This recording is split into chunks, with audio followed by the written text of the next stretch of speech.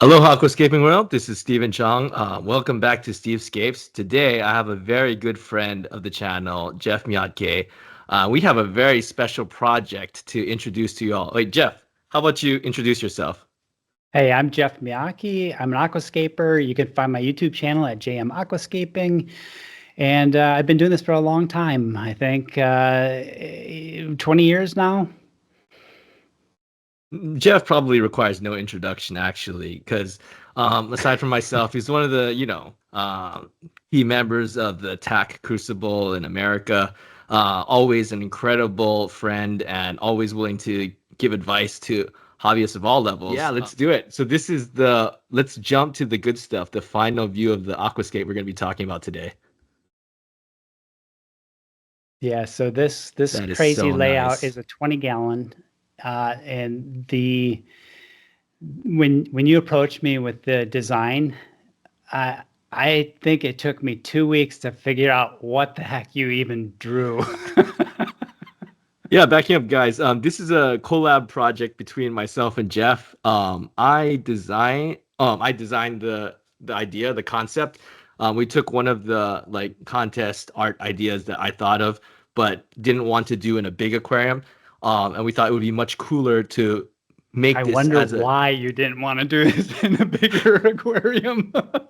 like honestly, my reasoning for that was that it's got so much dynamism, it's got so much power and energy, and I we can get more into like the thoughts behind the scape afterwards. But the main reason why I didn't want to do this in like a huge aquarium was because there's no spot in here to dedicate to a gigantic rock. Like usually when I do a 120 centimeter contest scape, I want some place in the tank where I can just stick in a gigantic rock that is like as tall or is like a fifth as thick as the aquarium. But this design, it's all movement, it's all lines. There's no real place for such one heavy piece.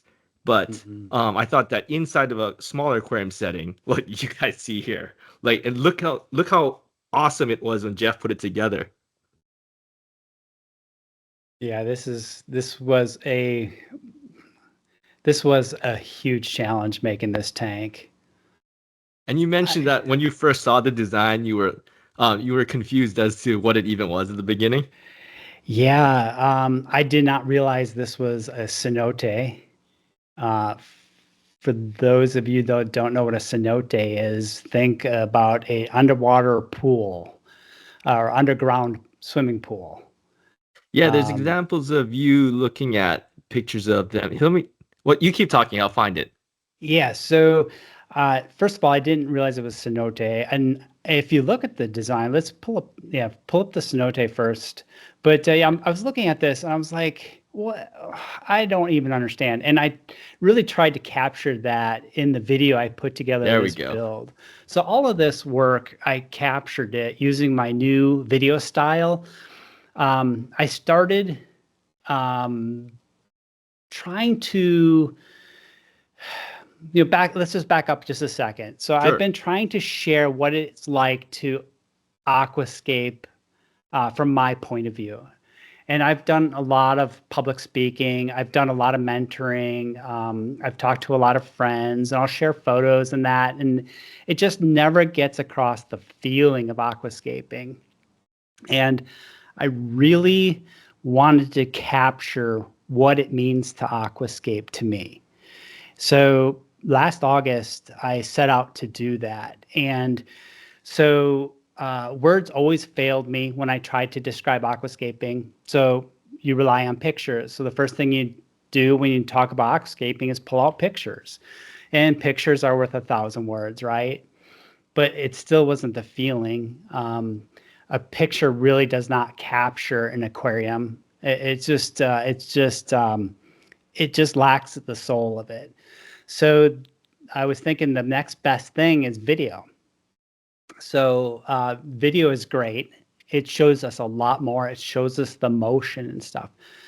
But everything I had produced up to that point, I had made about 50 videos and probably 300 posts on Instagram, and they still fell short of conveying that experience, that feeling that I have while I create these aquarium layouts. So Yeah, I guys, if thought you long. haven't, check out Jeff's other videos on his, like the last one too. You're basically making a wordless documentary of what it's like to Mhm. be in there making the aquascape. Yeah, it's like you're over my shoulder, the whole way. And I tried to show the feeling behind aquascaping, what really makes it a great hobby. So that's what I am working on. So I've got, I think, 3 films out now on YouTube that have this style. This will be the 4th, and this one is taking all those lessons I learned in the first 3, and then taking this epic collaboration and pulling it all together. And it'll release shortly. So actually, by the time this video comes out, it'll be out. So Yeah, right I'm now on really, screen, I'm showing some clips of the one that Jeff did right before this. Oh, and congrats, buddy, on taking first at AGA with this aquascape. thank you. Yeah, that was a surprise because I had no intentions. This was not a contest aquascape. I thought it'd be good to the story just to show just the whole process of taking it from bare glass and then entering it in a contest and just seeing what happens. And See what I was like the happens. Let's last take one to first in the find out. category. Yeah, I was like the last one to find out I took first place. I was like, whoa. Yeah. And it was my first place in international contest. So that was awesome because my previous high was 7th. So that was fantastic. Um, but yeah, it wasn't the intention. So capturing the experience of doing that aquascape and then having it result in first place was magical. It was just a cherry on the top. Nice. I'm still pursuing my first, but I am happy. Like, I entered the biggest category in AGA this year and was in the top 10. Still holding on to that top 10 spot since I call that 2018. I call that tied for 4th. Yeah, yeah, yeah. Thank you. Yeah, Oh, your scape was but amazing. oh yeah, I guess getting back to the topic, like so this is a cenote. For folks who don't know, a cenote is actually let's see, it's basically an underground cavern that's like collapsed out. You typically think of Mexico and the cenotes in Mexico when you consider them. And actually, when you look at the final aquascape, we went with guppies just because like the real cenotes have some amazing blue mollies. You're Hmm. not going to get quite that cenote experience inside of a 20 centimeter tank, but um, cenotes were the inspiration behind my 2018 aquascape Butterfly Hideaway, which is kind of like where my thinking started in putting the design together for this. But I wanted to like where Butterfly Hideaway, like partway through, kind of lost that feeling of a hole in the bottom of the aquarium. I should have pulled that up. Let me just Google that. I did not realize that was a cenote until you just said that now. I knew That it had the layout. hole that had the black hole in the bottom. Yeah, I mean that the Sensei was more like the starting point of that aquascape. It didn't Hmm. ended up I didn't end up being super dedicated to the idea, but you see Hmm. like in the initial hardscape there was like this hole in the wall, right? But this was when I took fifth in the world and it was still learning scape. This was like my second as part of the Tokyo Aquascaping Union and this is the one where I really I guess um mastered my craft or started to get a hang on the craft. Like this is a build where almost every single major stone area in the tank, including the big one, fell down.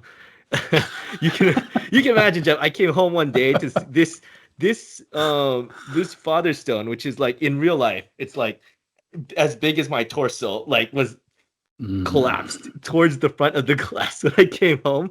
So I never underestimated the weight and terrifying nature of big rocks after this one. But it like the hole in the middle kind of like lost its presence towards the final version of the aquascape. You can see like I abandoned the idea of really emphasizing it compared to just like making a very refined foreground, something that like I still halfway regret. I don't regret it because of the ranking, but I do regret it because folks like Josh told me that they liked the initial hardscape better. I should have committed hard. So that's kind of like this design is like completely you can't avoid it. Yeah, it's all about it. Yeah, and after that So 2018 work, you've seen a lot of hole in the bottom of the aquarium aquascapes, but they also feel like I don't know, Jeff. To me, like those hole in the bottom aquascapes just feel like they're kind of there. It's like the hole is there, mhm. so what? And then there's trees around, and okay, interesting, but I don't really get what the purpose of the hole was. Yeah, do you have the actual design?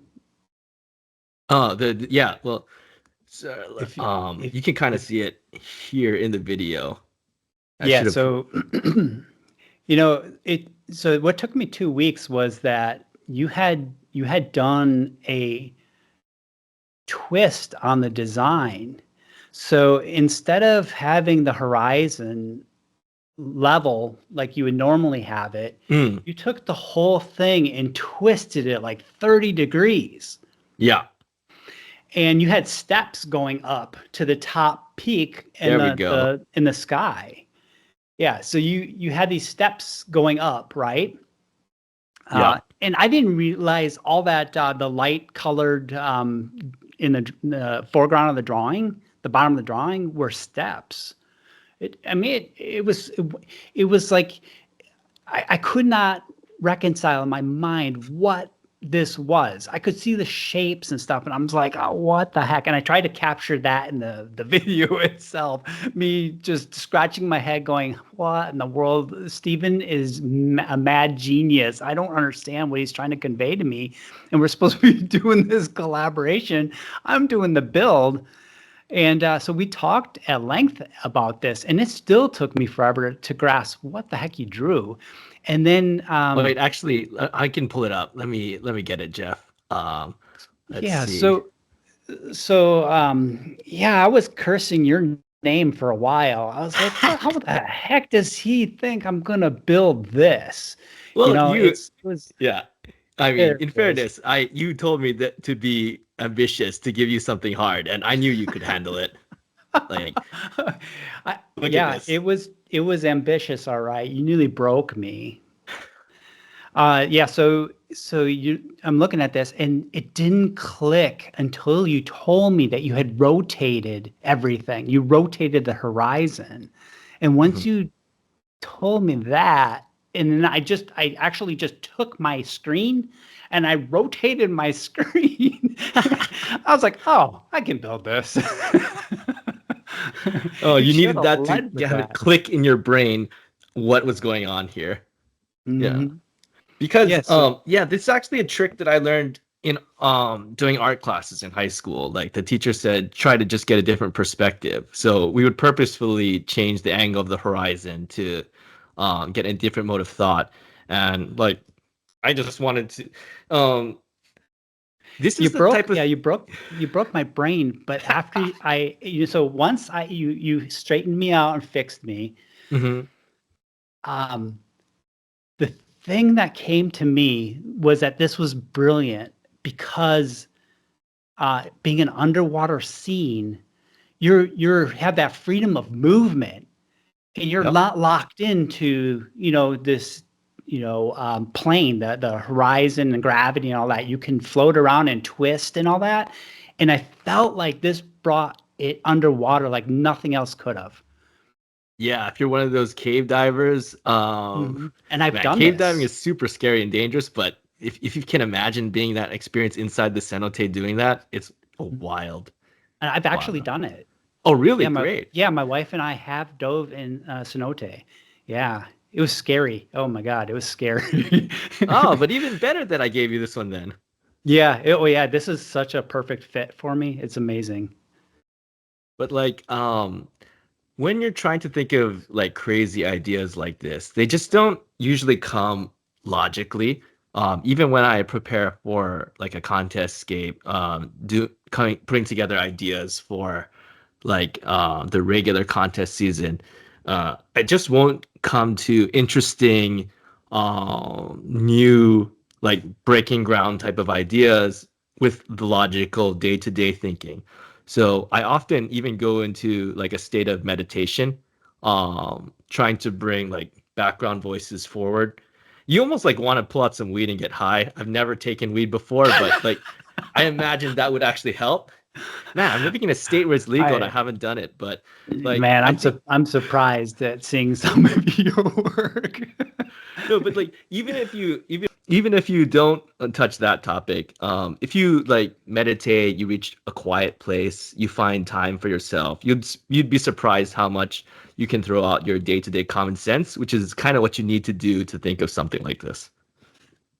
And actually, I told you that like the execution that you did ended up being completely different from what I would have done because like if you look at Butterfly Hideaway, this would have been kind of like the tone and manner that I would have aimed for.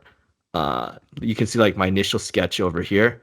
And I think if I had built it, I would have used another gray lava type of stone like I did there. It would have been very dark, subdued. So I would have built this very quiet and refined and cool. Like the Hmm. cool the You coolness mean and like quietness of the cave, but the way you did it, this is like fierce, which I like. It's like the aquascape has teeth now. It's like it's going to attack me, but in a good way. It's still like that kind of hole in like the hole is still centered to the design. And everything is spiraling around it, but it almost feels like we're being sucked into a vortex in a sense. Yeah, and that's the selection of the materials, I think. Because Yeah, I honestly, I went verbatim from your design to hit the scale and perspective and just where those lines needed to be. yeah. And they're pretty much spot on. You'll see in the Like video even when you getting to watch it. this level of detail in the background for this size aquarium is quite difficult. So props, Jeff. Thank you. It really was challenging. And everything's floating there. Like the big element there, that big arch, the Up ledge, here. that's just all floating. That's barely touching the aquarium. Yeah, we can into some of the technical aspects of this. I think you did a lot of technical hardscaping work that you'd never done before, like blacking out the Hmm. sides and gluing things. You want to tell folks what it was like to Let's be? Yeah, let's I'll talk play about the that. video. I'll play the video as you go ahead and give your perspective on how it was. Yeah, let's talk about that. So you know how I felt about blackout material, right? Hmm. So I was very against it. Right. I don't like blacking it out. And I still honestly am sitting here, it's growing out. I'm still gotta take the contest photo from it, but I don't care for it because of the blackout material. I think it would be okay if it was like recessed into a wall or something. But then when I'm sitting at my desk, all I see is this right here, this black panels.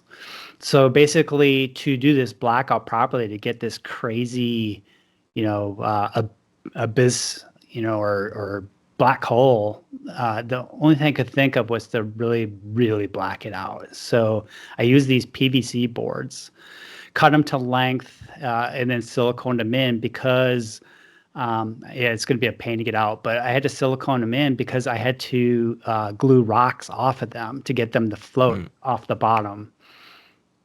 Yeah, Yeah, so you this is can a see pretty how. common technique in the mini terrarium scaping world. Mhm. This right here, this black panel, blacked out it is. And there's me going, huh, yeah, that's great. But it's fine, right? Because you're not going to black out the whole thing. You have to cut out a part of it in the design, this white area at top. Actually, when I was watching the video of you doing it, Oh. I was like, And I did that over and over. Could you feel the tension? yeah, I'm watching this. I'm like, oh my God, I hope the background doesn't break. I mean, I know it doesn't because I've seen the final scape, but Yeah, see, yeah, like it was that is an crazy. easier part of my what I typically do of using like duct tape to be the anchor on the glass for this type of situation. You do the same thing, exacto carefully to not scratch the glass and then pull it out. And if you start pulling on it while underwater, it comes off really easily. There's a Um bunch of glue yeah. there in the thing. Yeah, but like, you have no idea how many times I've done that too. No problem. But like, but because I guess because you put silicone the whole pane too, you didn't know where the silicone would be, and so like having to Mhm. take that off after, but you did it. That's the important thing. Yeah, I did it. I did it real carefully. You could say I put the gloves on. I was so methodical. And I just crossed my fingers, crossed my eyes, crossed my legs, hoping it wouldn't bust. I did have a little bit of damage to the stones, which so I had to get the glue out. But yeah, that's how it turned out after I cut that black window and made it white to reveal the sky, the opening in the top. So now that I wanted to ask you, Stephen. Mhm, So the juxtaposition of the bright spot and the black hole on mhm. those positions, you were really adamant about where those ended up. Did I did I execute, and why were the positions so important? Actually, I would say that the position is not super important. We're actually a little bit different compared to the original design. You see, in the original design, the white space comes further to the left, right? Um, and we Yeah, but talked, the thing is, yeah, what you drew there, that's in reflection. mhm.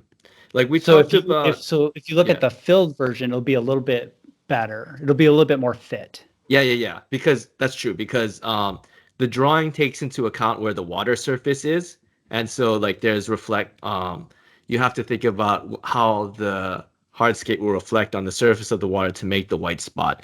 But I think like when we were going through the design, like there's a where is it? I actually have the timestamp. Just for the like let's see. Like there was a point in the build where like I realized that the stairs were not quite as far to the left as they are in the Hmm. drawing, or you Hmm. you could see too, like compared to the lines that you drew on the front of the screen, they weren't Yep. quite there. Um, but if the stairs are a little bit to the right of where they are, all you have to do is move the white space a little bit to the right of where it would be. So you change the position of the stones in the background, and you need that. It's not so much that the white has to be here in relationship to the black, I think, just that what's more important is that the tip of the stairs point into the white area, because like you're kind of following the stairs up the design into like the open space, and you're supposed to end in this open space, whoosh, right? Because it's like you're in a So, dark cave, and then there's a feeling of release when you get into the end of the aquascape. right. And is there any yin yang kind of thing going on there? Was that part of your design? Like now, consciously, I could say yes. Like the white hole Okay. on top is reflecting the black hole on bottom. There's like Hmm. a yin yang, and like compared to all the whole aquascapes that have existed up until now, this one does a better job than my 2018 one of like bringing those elements together. Like when I did Butterfly Hideaway, one of the things that annoyed me was that you can make a dark hole in the bottom of the aquarium. So what? Kind of like those other designs that I've seen that what's the purpose of the hole? But I thought like I don't want to just leave the audience with like a black hole to stare into. So that's why I made this like platform at the end, like this flatness and whiteness. It feels like stable after all of this craziness in the midground and foreground. You have like stability in the far in the background to give you a feeling of ease. This like Hmm. wraps all of that together at the same time, and now, if I'm looking at it and analyzing it, I can explain why it works. Like the opening and the black are like bouncing, then they're moving together. It is like a yin yang type of thing. But I could never think to do that logically, which is why I explained that I came to the design, you know, emotionally, just like from almost a state of personal high. Okay, I got you. So I But figured that out before you. yeah, exactly. There's nothing like analytical or pragmatic coming into like the thinking behind this. But you executed a lot of pragmatism in to actually get it built in physical space. This Yeah, it part really when did. but like tell us a bit about how it was like work with the lines, because I think like oh man Oh this yeah. So and then like in the yeah, video after like you put that white spot on, uh, go watch the full video. The actual video, yeah. guys, is so fire, but we won't spoil too much. But there's like the part in the video where you like erase the lines at the end, and it's just it feels like it's slipping away. It's coming into reality. Yeah. And it was your first time working with lines so much, right? I've never done that type of line drawing on the tank. I had done a little bit on the previous one, just to get the scale right. You know, on the tank, when you're working on the tank, you want to make sure you get your peaks in the right spot and then the slopes, kind of close and your horizon.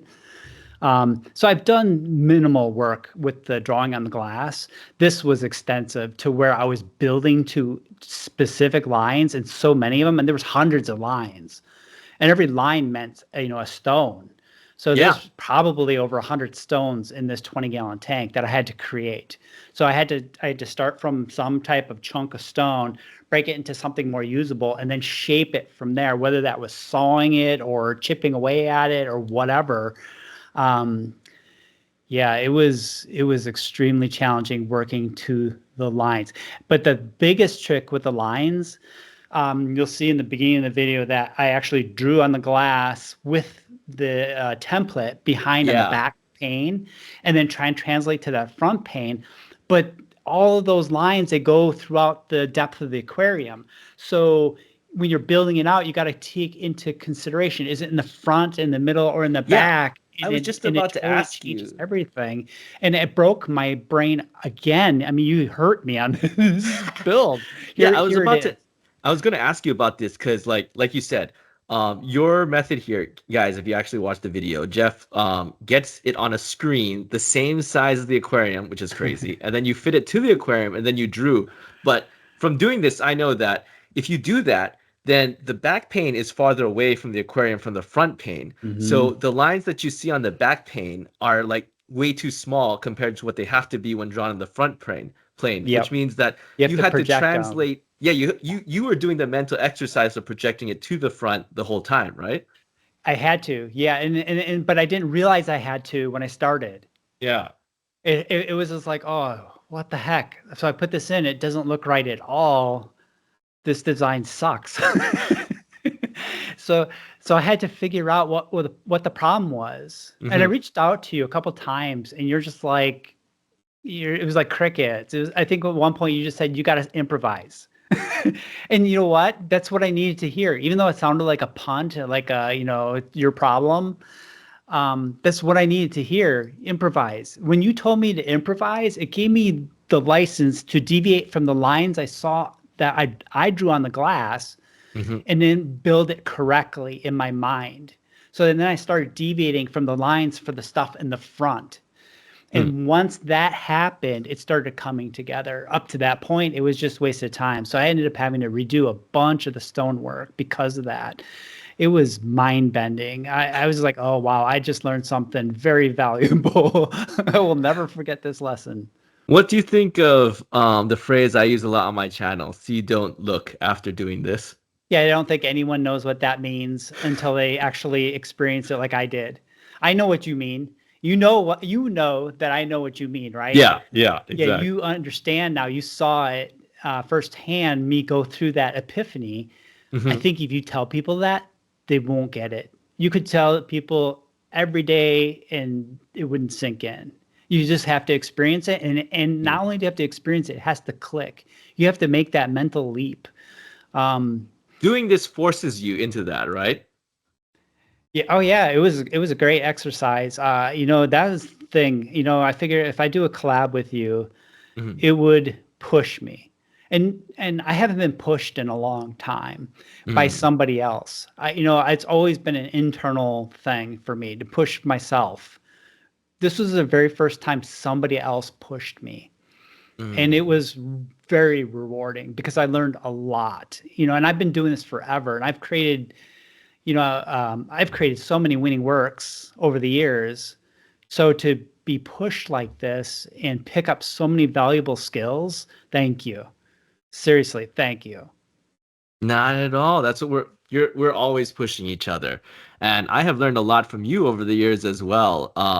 Especially since my husbandry sucked. Jeff was in some ways my plant guru when I was trying to get my handle on not letting everything die inside the aquarium. Yeah, you certainly have the layouts down. You're so much better at planting now. Like your last one from last year was fantastic. So Thank you. I think you're off to the races now. I think, yeah, you're unstoppable at this point. Unless I decide to go back into competitive aquascaping now. Yeah. Bring it, Jeff. So this is what like I'm trying to get to. So when folks talk to me about like nature style versus or traditional nature style versus georama style, like one thing I say a lot on my channel is, yeah, I compare this to like how you start the aquarium in terms of picking an aquarium size. Like if you pick a big aquarium, you're going to have an easier time because it's more stable, it's more water. You're it's much harder to balance a smaller aquarium. So a bigger aquarium is more expensive. There's a lot more initial investment, but it's a lot easier to get your hands on as a beginner. And I feel the same way about like this type of georama style aquascaping. Like it is more expensive, you need more material. And I'd say, you know what, you need a lot of material, even if it's ugly material. Instead of buying yourself 2 or 3 nice stones, just get yourself a bin of whatever they have at the local landscape shop. Because I like doing this, yeah. the see don't look thing is we talked about how like people you said that like folks would give up. Yeah, people will give up because this exercise forces you to get it. Because if you're trying to stick to the lines, you're gonna A, get it, you're gonna B, give up because you don't get it, or C, you're gonna be wrong. It's one of those 3 things. You're gonna be right and get it, you're gonna give up because you can't get it, or you're gonna be wrong. And it just forces you into that. And doing this style, I think like will build up that skill real quick. And as hard as it is, it's a little bit more objective than trying to get the intuition you need to be a great nature aquascaper, I feel. Yeah, go ahead. Pause the video. Oh, go. Yeah, so yeah, that's the thing. I always am asking you for close-ups of your work, right? I don't know, am I the only one who asked for the close-ups? Close-up Uh, photos? maybe, or maybe people think that they know they won't get it from me even if they ask. But see, this is the thing I noticed is that Mm, composition and the shapes and the light darkness are mm, king to you to tell the story. The aesthetics, the up close details, you could care less about, right? mm. So when people are buying their stones and wood and stuff, they're typically buying them things with the most character and the most beauty and stuff. And it's clearly obvious that you don't need that if you're telling the story and you're creating this composition and that all that detail is like the last thing to worry about. Yeah. So there's a great tip for folks. You don't need expensive stones. You don't need expensive wood. You can just use whatever. Like you were telling me your last layout from last year, the contest layout, that you used dumpster wood. Yeah. Most like half of the wood came from Tom Bar and from UNS, thanks guys. But half of the wood I like found in like thrown out from my kids like behind my kids middle school or elementary school. Like it's just the landscapers threw it out. It's like halfway rotting. But I just brought it home, covered it with super glue. Thank you, Glue Masters, for sponsoring me, and then just threw it in the aquarium. I was going to say you need a super glue sponsor for how much you go through. Dude, you have no idea how much I, glue I I use. I do. I've seen the Yeah, close-up photos. There was like 6 bottles just in the aquarium you were working yeah, on the other yeah, day. yeah, I yeah, was yeah, like, yeah. what the heck? You know, and that's like the opposite of where I'm headed these days. I'm back to old school stacking my stones and wood and counterbalancing and all this kind of stuff, right? So it's the opposite. I'm disillusioned with glue. I had a video out there about super glue and how I'm just lukewarm on using it these days. Um, and Oh, and interesting. since I've gone away from super glue and back to my basics, where I'm using my skill that I've gained over the years and years of doing it to stack this stuff and get it to stay and look good. Um, I'm much happier. So while this skate pushed my limits for sure, and I've learned Hmm. so many lessons, I definitely won't be blacking out the next aquarium. That's fair. I you mean, know, I didn't black out this one. Like last year, I went hard nature aquarium, or close to pure nature Hmm. aquarium as I've ever gone. And I have to say, I was happy. I was enjoying myself. Even if I have different mixed feelings about like how it ended up, and folks can watch that video, but it is just enjoyable to have an aquarium that's in front of you and you enjoy for the fish and the plants. And it's just that's what those types of zen relaxing moments are also what aquascaping's about. But I would say to hobbyists, you have a long life ahead of you if you're going to be in the hobby for years. Every year is a different year, every year is a different experience, so it doesn't always have to be the same experience. Hmm. Try new things. Yeah, absolutely. It's aquariums. It's fun. Otherwise, what are we doing? Like in this aquascape, it just turned out brilliant. It's so fierce, it's so powerful and moving, and the plant selection is incredible, Jeff. So, what did we end up on the title for this one? So we bounced on a few different titles, and we settled on Maelstrom. Maelstrom, C- which Capture is that again, vortex of motion. yeah, again, that's not like how I would have made it, but you just made this aquascape so much fiercer and so much more movement oriented than I would have. And so, like, that title, I think, fits so well now. All right, that's it. Yeah, it is definitely a maelstrom. It was a maelstrom of emotion, and it's a maelstrom of emotion for the viewers as well. Guys, if you want to see how Jeff did it, like his video is such great quality. It really takes you through a visual story, as he mentioned, um, from the ideation and figuring out what's going on to experimenting with different hardscaping techniques, building. And yeah, the plant section is great too. Check that out because it's full of information and insights, even though Jeff doesn't say a single word. It's a beautiful video. Go check it out on the title, Jeff Miotke Aquascaping. Yeah, JM Aquascaping, or Jeff Miyake Aquascaping. Yeah, thank you, Stephen. All right. So subscribe to Jeff, and if you haven't yet, subscribe to me too. We'll probably be showing some other related content on Insta and everything, but check it out. Follow us, guys, and thanks for watching. Take it easy.